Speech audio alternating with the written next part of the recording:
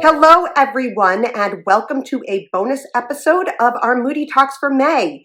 May is Mental Health Awareness Month, and I thought that I would add a few more talks in that maybe talk about things that you don't know about or you really are interested in learning more about. And I thought that I would start this one with talking about our nervous system responses. There are actually more responses. Obviously, we're humans. We're going to have more responses than just the two that everybody kind of learns about, right? The fight or flight nervous responses that we use when we may be in danger or we have a strong emotion that we're feeling. So let's get into it, okay? So I'm going to talk about two other responses that we have that are kind of more trauma responses. So people who have been in trauma that they learn to use in order to survive their trauma. And wherever that trauma is coming from. For me, it's childhood trauma.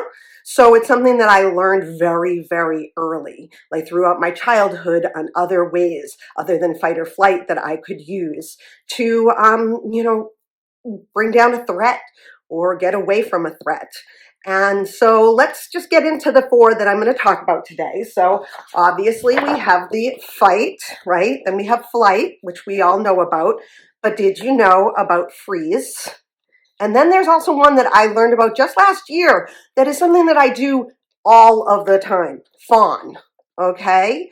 So let's get into it. Fight.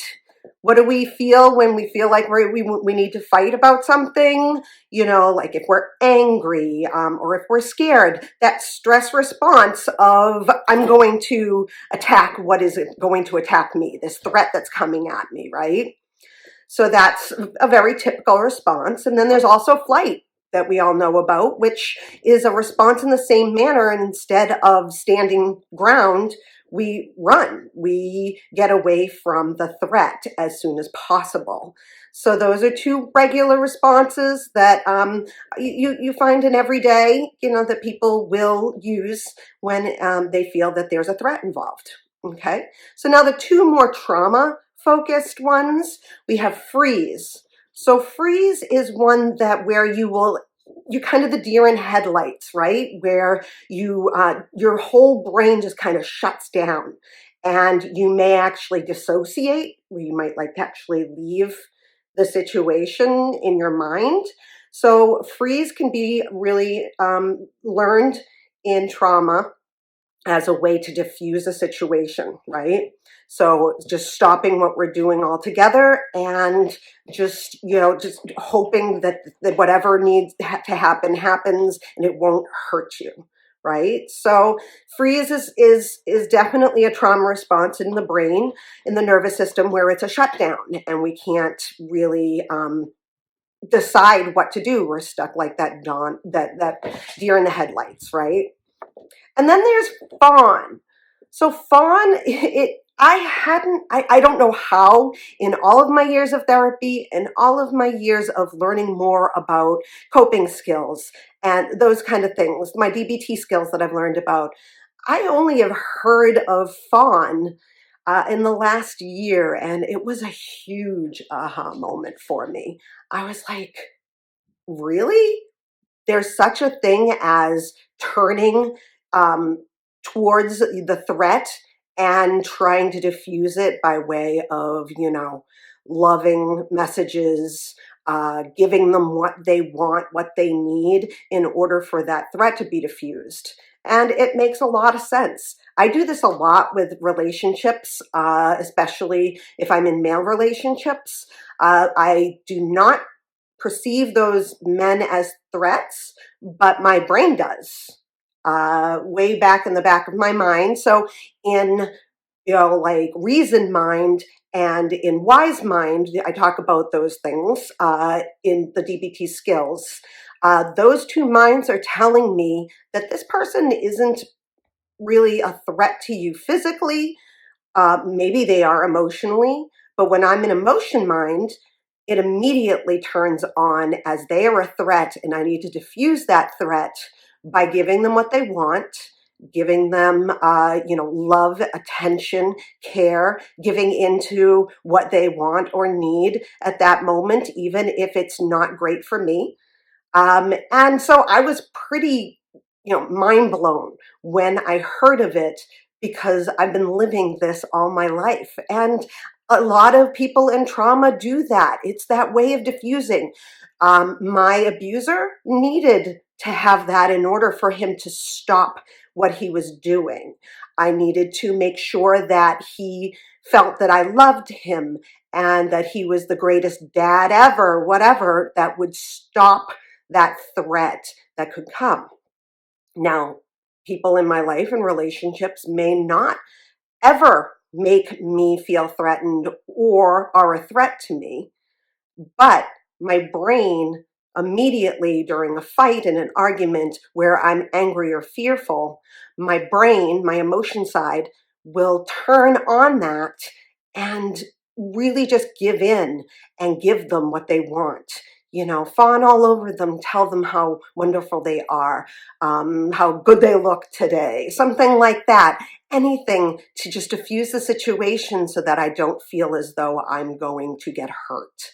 And that's, again, either physically or emotionally, mentally, in that capacity. So I think these two trauma responses are very important to know. And I don't think that you necessarily have to be in traumatic events to actually do these responses. I think that they can be very general, but they're not taught. So I figured I'd do this so that maybe you would understand your own responses to some things. Maybe you do these other two responses. Maybe you freeze and you just, dissociate from the situation in your mind because you don't know where to go with it. So you just kind of freeze and just want the situation to go away, right? Or if you freeze, if you were in a situation such as childhood where you had multiple people who were being threatened by one person, maybe the freeze response was the response that would get you not noticed, right?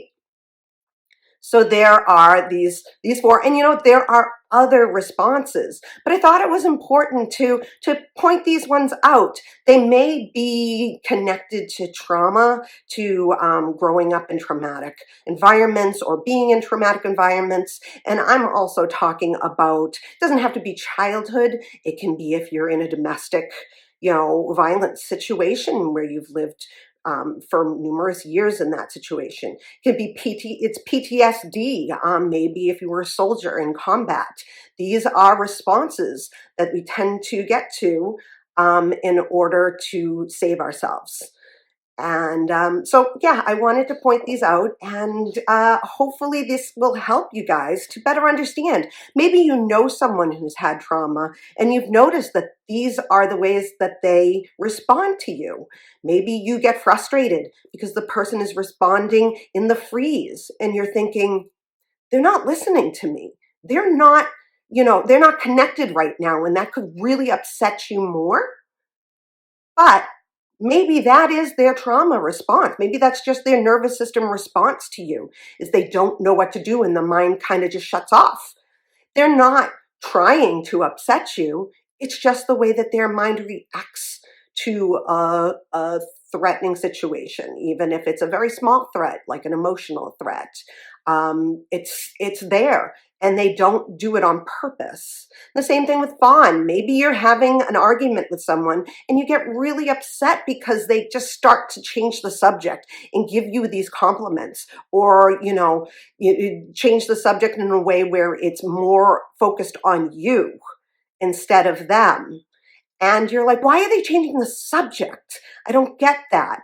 Well, it's a fawn response. Most likely, maybe not, but for the most part, you could look at it as a fawn response. They're changing the subject and focusing more on you in a positive way so that the threat will be, taken away. Maybe that's their way of being able to stop a conversation and then going back to it when they can think more about the argument and what they need and want and what you need and want, right? So it can also be used in the sense of, I'm so upset and nervous right now. I don't even know what to think in this moment.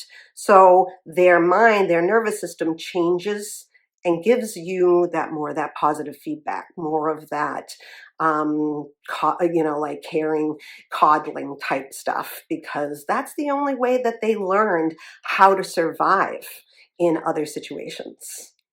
So I hope this helps. I really do. And if you have any questions or comments, please don't hesitate to put them in the comments or send me a DM, because I'd love to talk more about these things with you, and give you more information. If there's anything else you'd like to learn about during the next week or so as we close out May, I'd be more than happy to talk about those things. So let me know. Have a great weekend, and I will see you guys next week. Bye.